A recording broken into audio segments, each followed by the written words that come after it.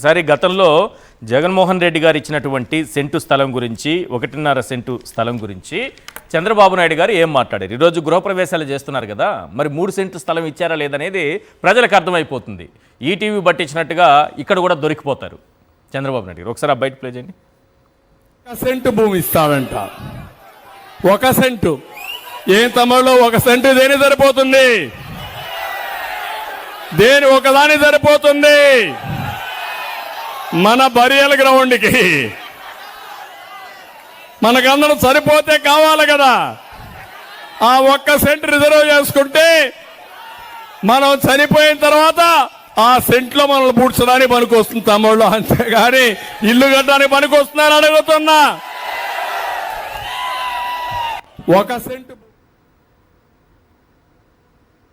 నాగమల్లేశ్వర గారు, జగన్మోహన్ రెడ్డి గారు కట్టిన సెంటు స్థలంలో కట్టినటువంటి ఇంటికే గృహప్రవేశం చేసి గుమ్మడికాయ కట్టారు. ఇప్పుడు మరి ఇది సమాధి కట్టుకునేటటువంటి స్థలం కదా, సమాధులకు కట్టారా ఇప్పుడు ఏమైనా గుమ్మడికాయ? సార్, మీకు ప్రేక్షకులకి అదేవిధంగా ప్యానెల్లో ఉన్న పెద్దలకి నమస్కారాలు సార్. ఇవాళ గోడ కట్టకుండా స్లాబ్ వేయకుండా ఇల్లు కట్టడం అనేది ఇంకా ఇది నారావారి యొక్క సాంప్రదాయంలోనే అవుతుందేమో అని నాకు నిజంగానే అనిపిస్తుంది సార్. పెద్ద టెక్నాలజీ అనుకుంటున్నారు. మరి అది టెక్నాలజీయే సార్, ఎందుకంటే విజనరీ కాబట్టి ఆ టెక్నాలజీ తోటి వాళ్ళు వాడి చేయగలుగుతారు. ఇప్పుడు టిట్కో ఇల్లులు జగన్ గారి హయాంలో 1,77,546 పూర్తయినటువంటి విషయం మీరు చెప్పబడలేదు, నేను చెప్పబడలేదు. వాళ్ళే అసెంబ్లీ సాక్షిగా శాసనసభలో మున్సిపల్ శాఖ మంత్రి నారాయణ గారు ఒప్పుకున్నారు. అవును, ఇక్కడ దొరికిపోవడం కాదు సార్, ఒప్పుకున్నారు కదా. ఇది జగన్మోహన్ రెడ్డి గారి హయాంలో అసెంబ్లీ సమావేశాలు అయినప్పుడు వాళ్ళు ఒప్పుకున్నటువంటి విషయం.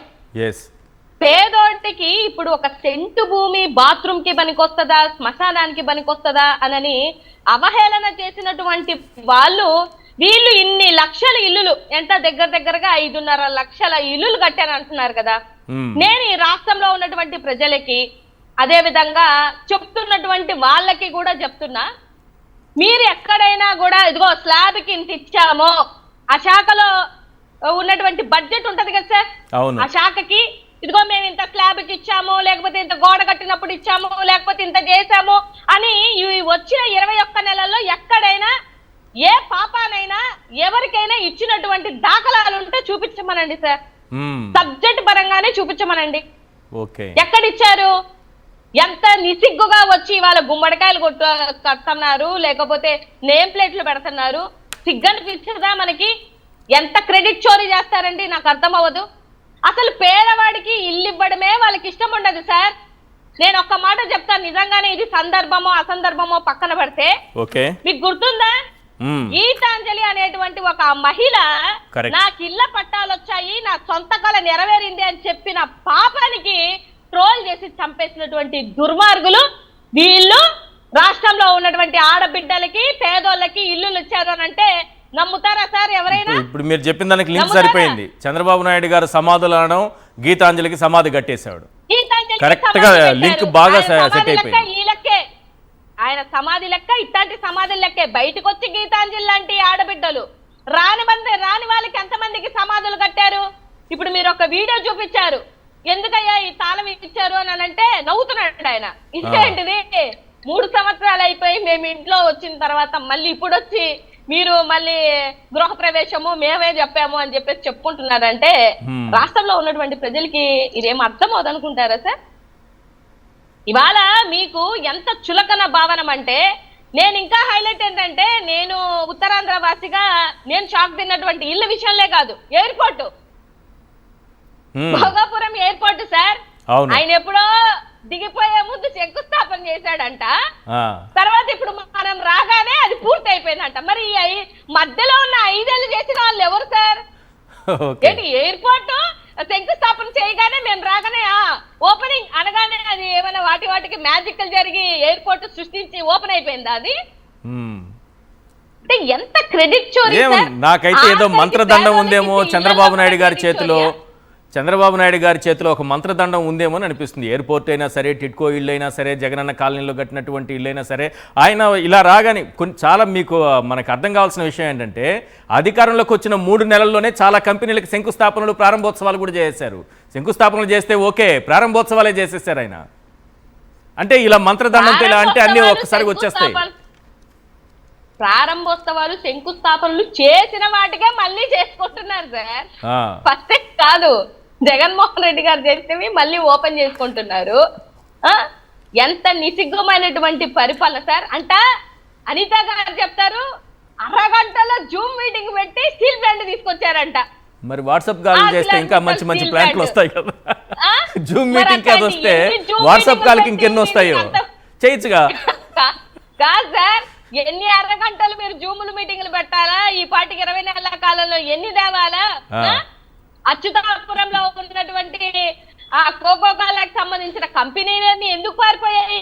అక్కడ పెట్టలేదా అరగంట జూమ్ మీటింగ్? ఏం చెప్తారు సార్? జనాలు అంతా నమ్మే జనాలు అనుకుంటున్నారా? అక్కడ ఉన్నటువంటి ఇనర్బిట్ మాల్ కట్టింది అన్ని సార్. అంటే ఒకటి లేని సార్, కష్టమేమో మన అన్నది, క్రెడిట్ చోరీ ఏమో వీళ్ళది. ఆ మనిషి ఏమో గొడ్డుగా 5 సంవత్సరాలు తన మన ఇల్లు వాకిలి కుటుంబం అనేది వదిలేసి ఈ రాష్ట్రం యొక్క అభివృద్ధి నాకు కావాలి, ఈ రాష్ట్రం అభివృద్ధి నా ధ్యేయం అనుకొని ఎంత మంచి చేసినా ఇంత చెప్పలేదు.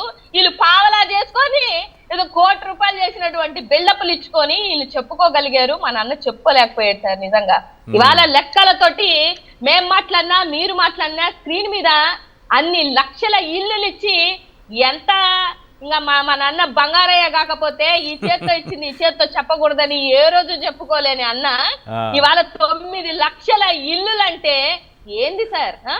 ఇవ్వలేనటువంటిది ఎవడుకో పుట్టిన కొడుకుని నా కొడుకు అని చెప్పుకున్నటువంటి సిగ్గుమాలినటువంటి పరిపాలనలో మీరు ఉన్నారు అని అంటే, రాష్ట్రంలో ఉన్నటువంటి ఇంటలెక్చువల్లు, చదువుకున్న వాళ్ళు, మేధావులు ఇవన్నీ గమనించరా సార్?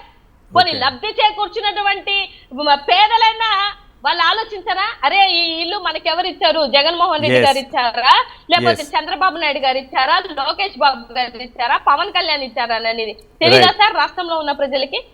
ఇప్పటికైనా ఈ క్రెడిట్ చోరీలు మానుకోండి. లేదు అనంటే రాష్ట్రంలో మీ పరువు తీసుకునేది ఎవరనంటే మీ ఏమంటారు, ఇది అసలు సినిమా ఏదో బాహుబలి సినిమాలో లేకపోతే పుష్ప 3 మూవీస్ లో పెద్ద పెద్ద ఎలివేషన్స్ ఇచ్చుకున్నట్టు మీరు ఇచ్చుకున్న వాళ్ళు ఇచ్చుకున్న ఎలివేషన్స్ నిజంగా అందులో వాళ్ళు ఘనపాటులు సార్. మా నాన్నకైతే రాదు.